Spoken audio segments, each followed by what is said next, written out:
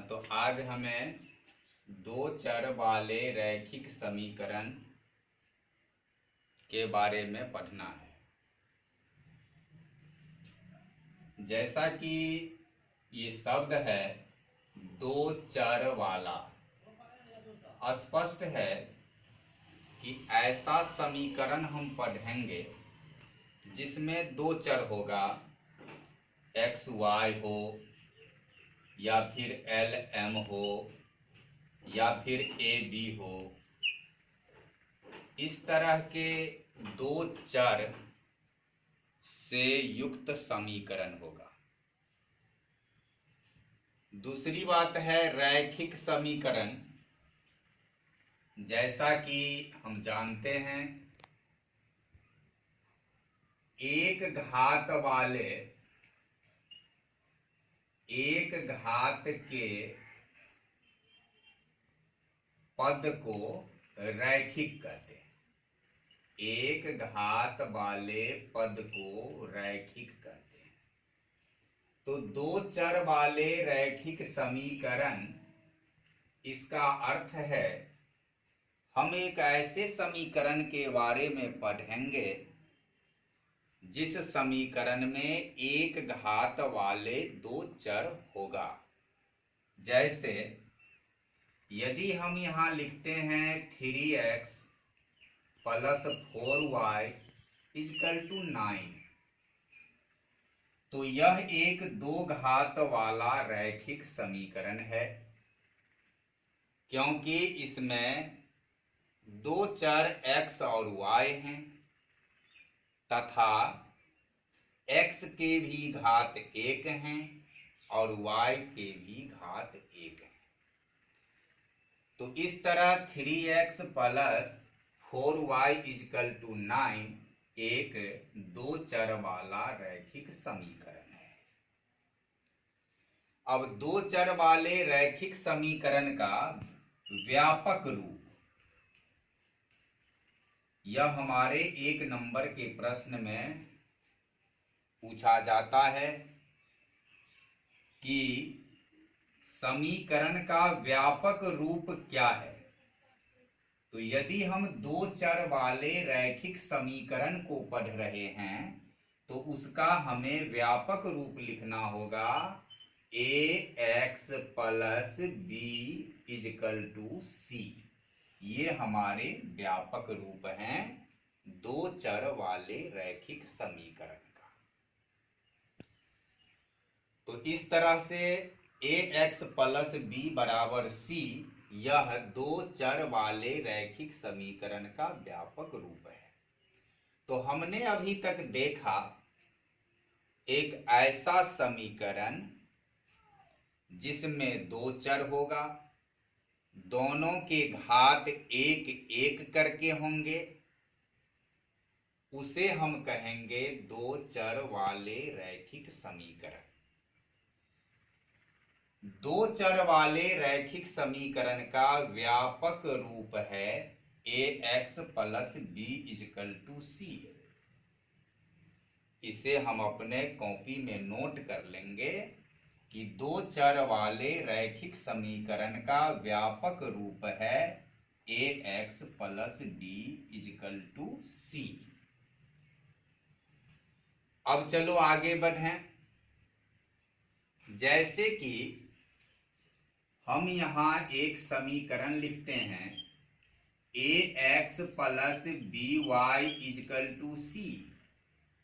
यह भी हमारा एक दो चर वाला रैखिक समीकरण है, लेकिन इसके प्रत्येक पद में अंग्रेजी अक्षर है a और x, b और y।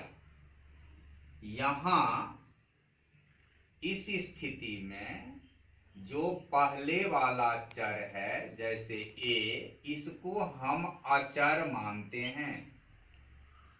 अर्थात यदि हमसे पूछा जाता है कि ax plus B Y equal to C किस चर के समीकरण हैं, तो हम कहेंगे कि यह x और y चर का समीकरण है। x और y चर का समीकरण है। यहां हम a और b को अचर में गिनती करेंगे। एक बार फिर से देख लो। यदि हमारा समीकरण ax प्लस by बराबर c आता है और हमें ये बताना हो कि यह समीकरण किस चर का समीकरण है, तो पहली वाली जो ये अक्षर हैं अंग्रेजी अक्षर a या b, हम इसको चर नहीं मानेंगे, हम इसको अचर मानेंगे। और x और y को हम चर मानेंगे, तो यह x और y चर का समीकरण है। तो दो चर वाले रैखिक समीकरण का हमने व्यापक रूप देख लिया, ax plus b equal to c। और हमने एक ऐसा समीकरण देखा जिसमें गिनती अंक के बजाय अंग्रेजी अक्षर ही है। तो इस स्थिति में आगे वाले जो अक्षर हैं उसे हम चर मानेंगे और पीछे वाले अक्षर को अचर मानेंगे। हम अभी तक इतना देखें। इतना यदि स्पष्ट हो गया तो हम आगे बढ़ेंगे। स्पष्ट नहीं हुआ तो वीडियो को पॉज करके फिर हम पीछे से देख लोगे। तो अब इसके आगे हम ये बात करेंगे कि इस पाठ में जो हम दो चर वाले रैखिक समीकरण पढ़ रहे हैं यह हम युग्म में पढ़ेंगे। युग्म में, युग्म का मतलब है जोड़ा, पेयर। इसे हम जोड़ा में पढ़ेंगे। इसका मतलब ये हुआ कि हम ऐसे समीकरण का अध्ययन करने के लिए चले हैं जिसमें दो चर वाला रैखिक समीकरण होगा और समीकरण की संख्या भी दो होगी। समीकरण की संख्या भी दो होगी। जैसे कि मान लो यहां हमने एक समीकरण लिखा है 3x plus 4y equal to 9 और दूसरा समीकरण हो जाए 2x minus 5y equal to 19। तो इस तरह के प्रश्न का हल हम इस पाठ में करने जा रहे हैं। 3x plus 4y equal to 9, 2x minus 5y equal to 19। तो हम समीकरण युग्म का अध्ययन करेंगे, अर्थात हम इस पाठ में बात करेंगे दो चर वाले रैखिक समीकरण युग्म के बारे में, जोड़ा के बारे में। लेकिन इस युग्म को देखने से पहले हम ये देख लेते हैं कि इसका हल किस तरह का होता है। तो जैसे हमने एक समीकरण ले रखा है 3x plus 4y equal to 9। अब देखो इस समीकरण का हल कैसे होगा। यदि हम इसमें x इजकल टू 1 पुट करते हैं, x इजकल टू 1 रखते हैं, तो हमारा ये जो समीकरण बन जाता है वह 3 into 1 plus 4y equal to 9। यहां से हम हल कर लेंगे कि ये 4y का मान क्या आएगा। तो 3 into 1 3 plus 4y equal to 9। अब 3 को हम पक्ष बदलेंगे, चिन्ह बदलेगा। तो ये हुआ 4y इजकल टू 9 माइनस 3 या y इजकल टू 6/4 जो कि डिवाइड होगा 3 एंड 2 से इजकल टू 3/2। तो हमने देखा कि इस समीकरण का एक हल है x का मान 1 और y का मान 3/2, यानी इसका जो हल है वह 1 और 3/2 आता है। इस तरीका से हमने इसका एक हल निकाला।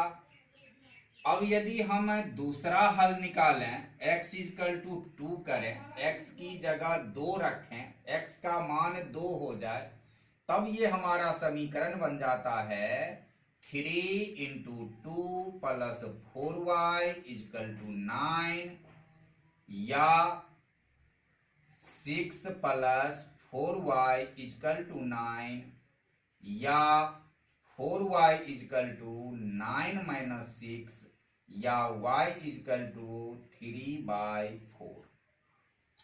तो इस तरीका से यहां हमें एक दूसरा हल आता है जो है 2 3/2। अब इसी तरीका से इसका हम तीसरा हल, चौथा हल, पांचवा हल, ऐसे अनगिनत हल निकाल सकते हैं। अनगिनत हल निकाल सकते हैं, इसका मतलब ये हुआ कि हम यहाँ एक बात नोट करेंगे कि वास्तविक संख्या के लिए, वास्तविक संख्या के समुच्चय में, वास्तविक संख्या के समुच्चय में दो चर वाले रैखिक समीकरण,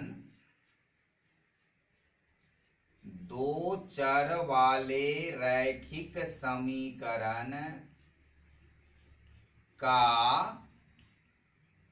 अनगिनत हल होता है, अनगिनत हल होता है।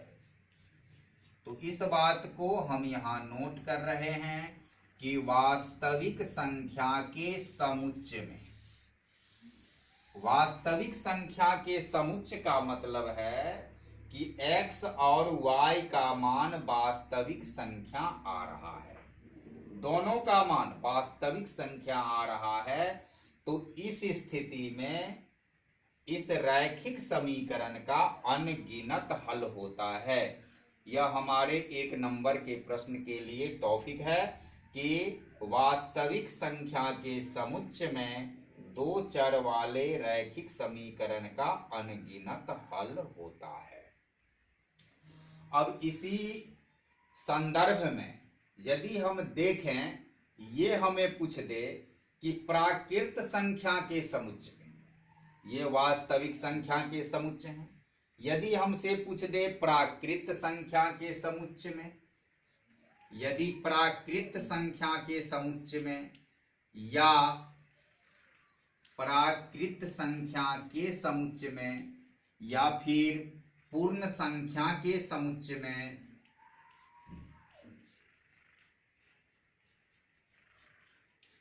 या पूर्णांकों के समुच्चय में, पूर्णांकों के समुच्चय में, तो इसका जवाब हम देंगे कि हल सीमित होता है। प्राकृत संख्या के समुच्चय में दो चर वाले रैखिक समीकरण का हल सीमित होता है। पूर्ण संख्या के समुच्चय में दो चर वाले रैखिक समीकरण का हल सीमित होता है।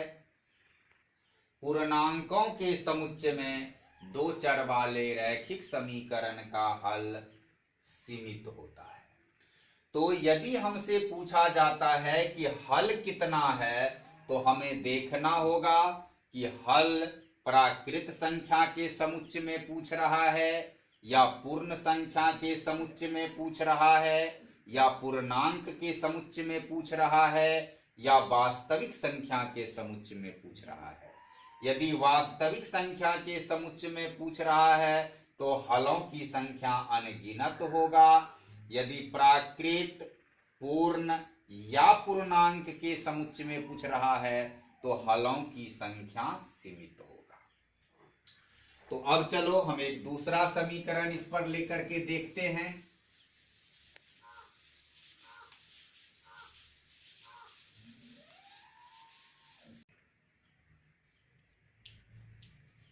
अब चलो दूसरा समीकरण 3x plus 4y equal to 6, हम इस पर विचार करते हैं। तो 3x plus 4y equal to 6। यहां यदि हम x इजकल टू 0 ले लें तो हमारे y का मान क्या आएगा?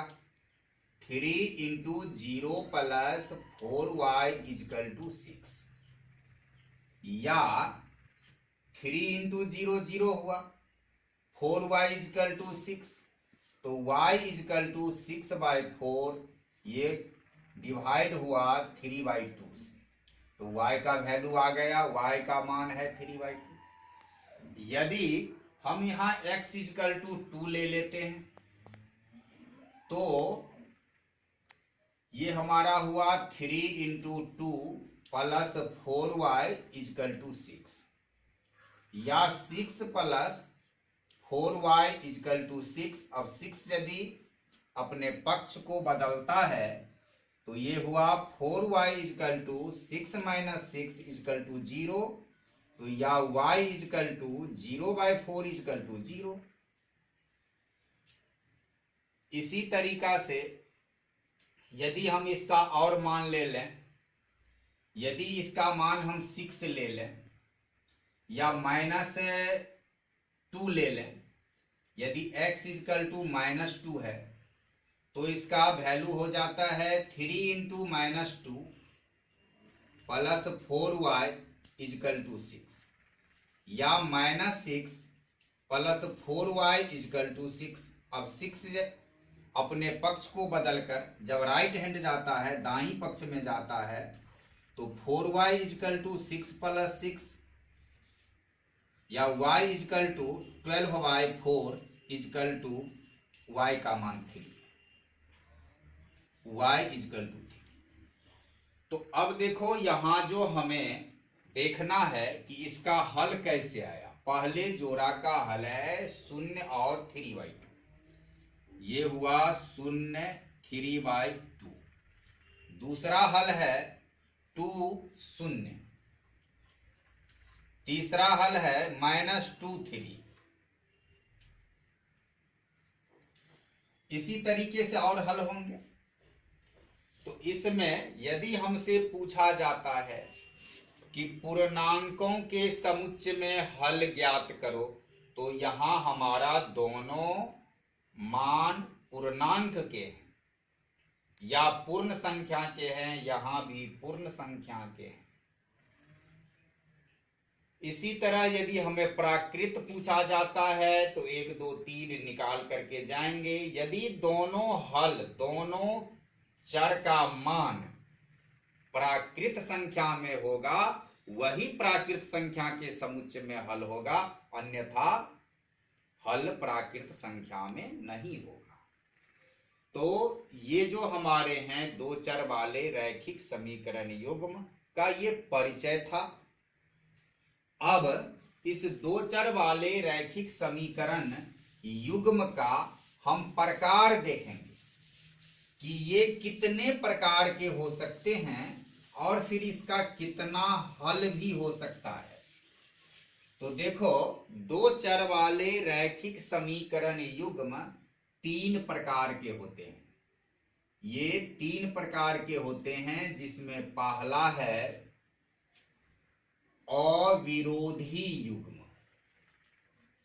इस युग्म को हम अविरोधी युग्म कहते हैं। दूसरा युग्म होता है विरोधी युग्म,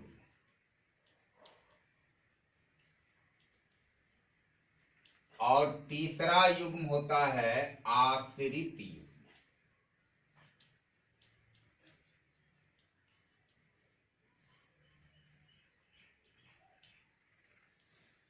तो दो चर वाले रैखिक समीकरण युग्म हमें 3 प्रकार के मिलते हैं: अविरोधी युग्म, विरोधी युग्म और आश्रित युग्म। अविरोधी युग्म हम उस युग्म को कहते हैं जिस युग्म का कोई हल, जिस युग्म का एक अद्वितीय हल होता है। एक अद्वितीय हल, एक अद्वितीय हल होता है।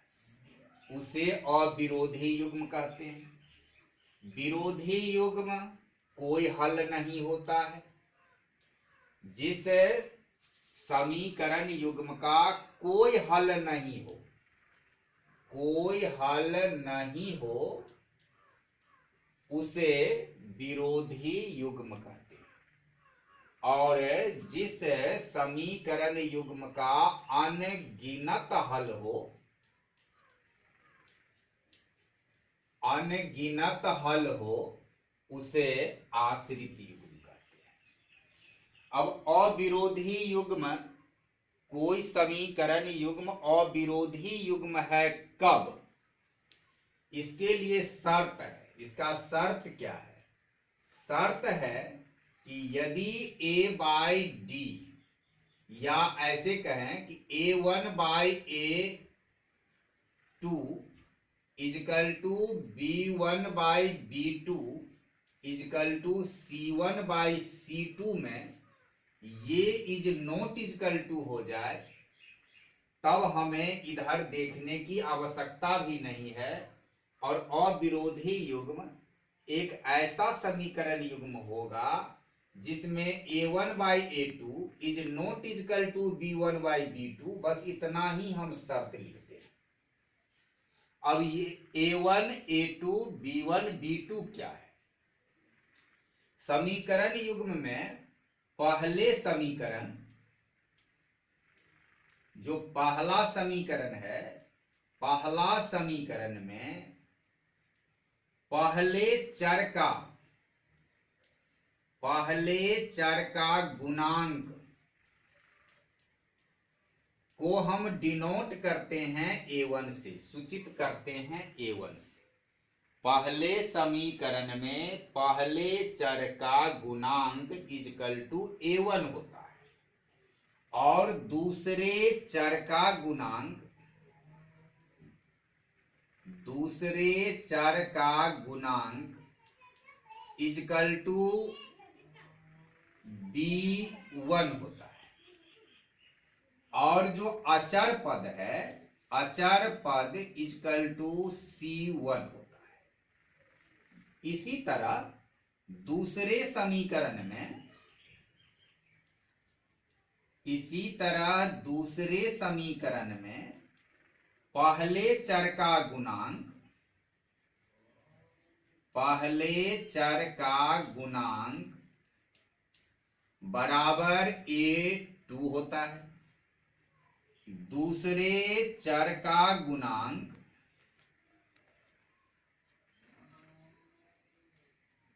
बराबर b2 होता है और अचर पद इजकल टू c2 होता है।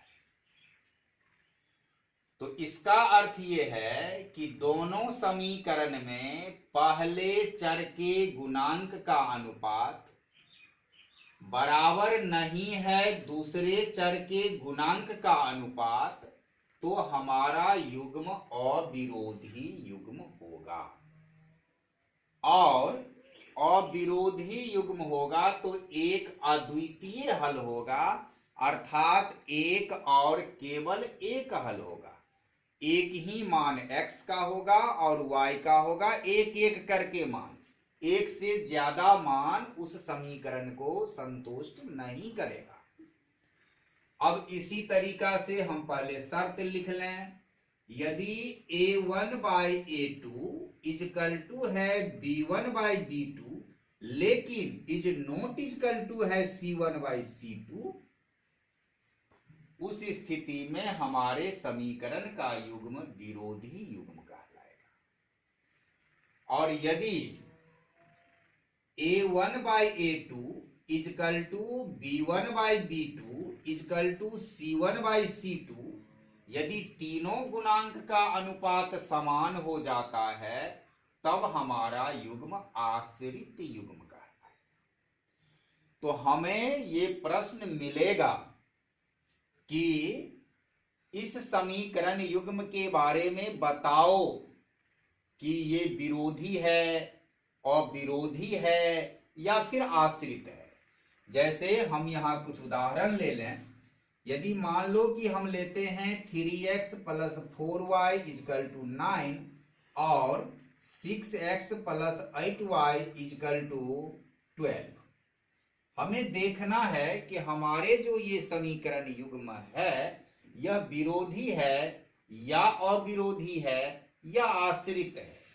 चलो, ये हमारे समीकरण 1 हैं और ये समीकरण 2 है, हमने डिनोट कर दिया।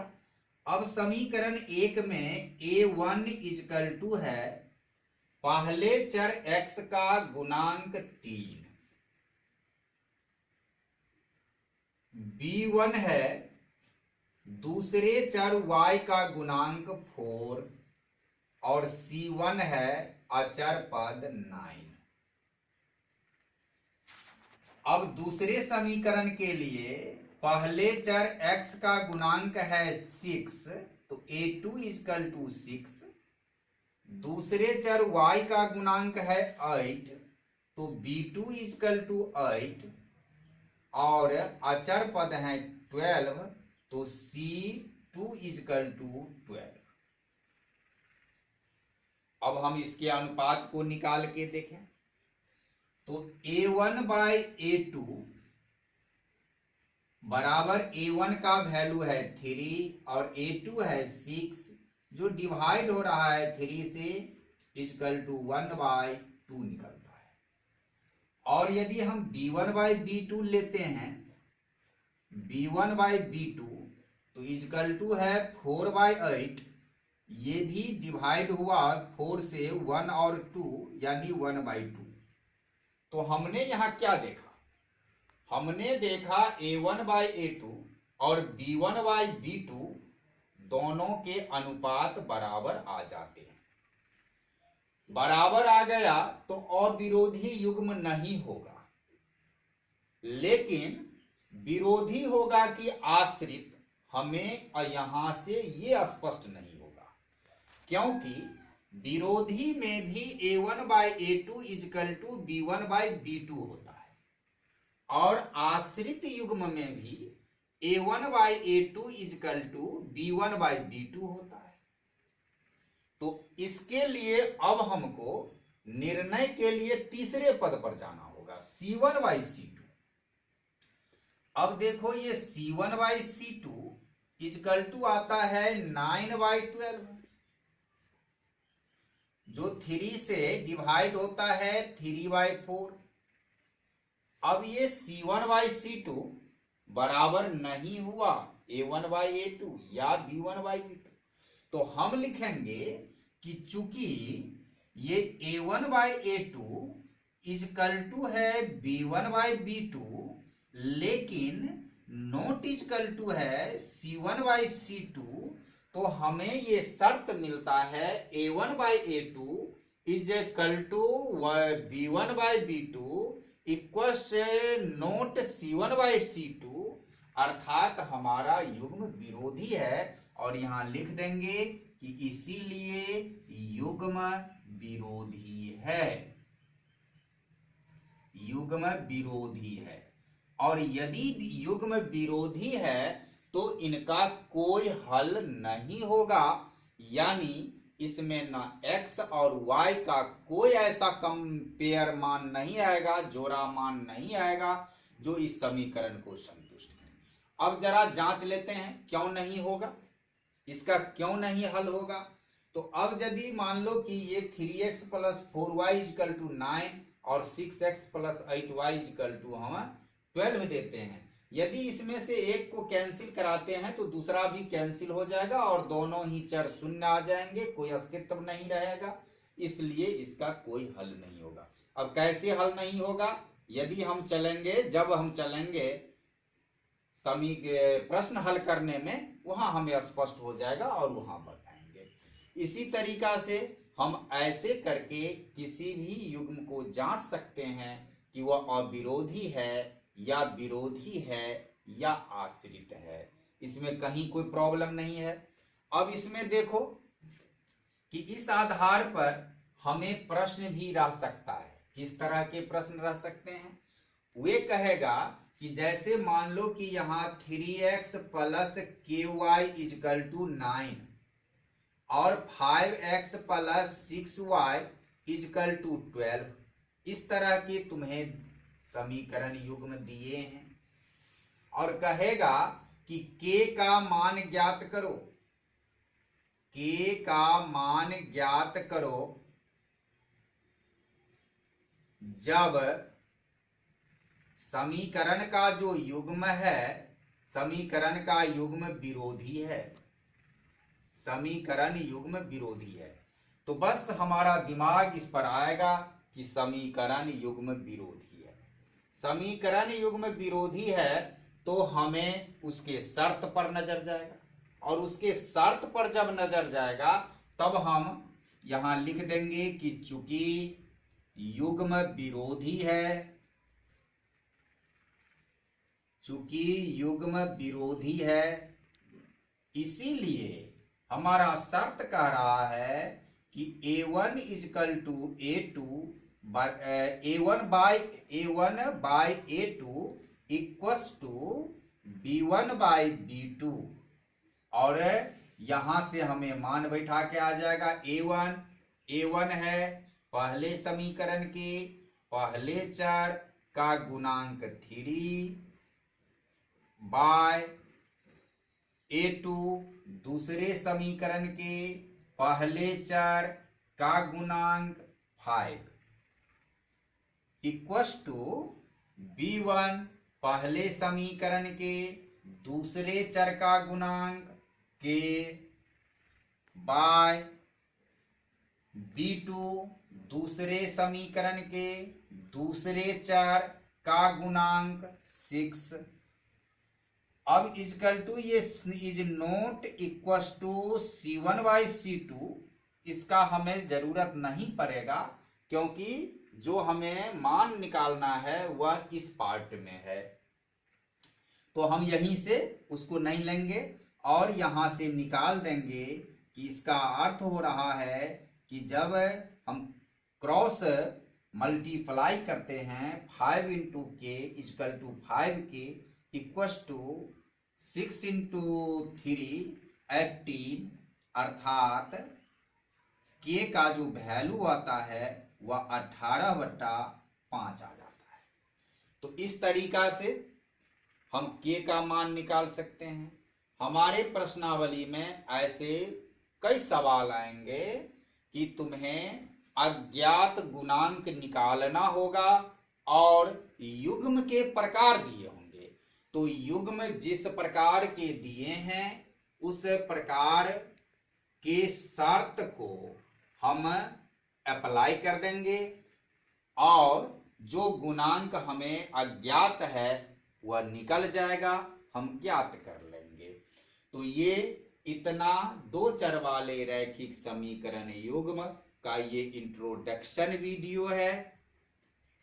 इस वीडियो को देखने के बाद हम आगे जो दूसरा नेक्स्ट वीडियो लोड करेंगे उसमें इस पाठ से विभिन्न प्रकार के जो सवाल हैं वे 5-7 सवाल हम ऐसा होगा जो तुम्हें हल करके उसमें दिखाएंगे। उसके बाद भी यदि तुम लोग अपने अभ्यास के दौरान कुछ बचता है सवाल तो उसे कमेंट बॉक्स में लिख करके भेजोगे और उस कमेंट बॉक्स के उद्धृत समीकरण को हम हल करके फिर अगले वीडियो में अपलोड कर देंगे। तो इस तरीका से ये वीडियो कैसा लगा उसे कमेंट बॉक्स में लिखोगे। यदि अच्छा लगा तो लाइक करोगे, अपने जितने भी मित्र दोस्त होंगे उनसे शेयर करोगे कि इस बाधित पढ़ाई व्यवस्था में सभी को मदद मिले और सभी को लाभ मिले। चैनल को सब्सक्राइब करोगे जिससे कि बनने वाले प्रत्येक वीडियो पहुंचे। तो हम अगले वीडियो में फिर मिलते हैं कुछ समीकरण के हल के साथ। तब तक के लिए वीडियो देखने के लिए बहुत बहुत धन्यवाद।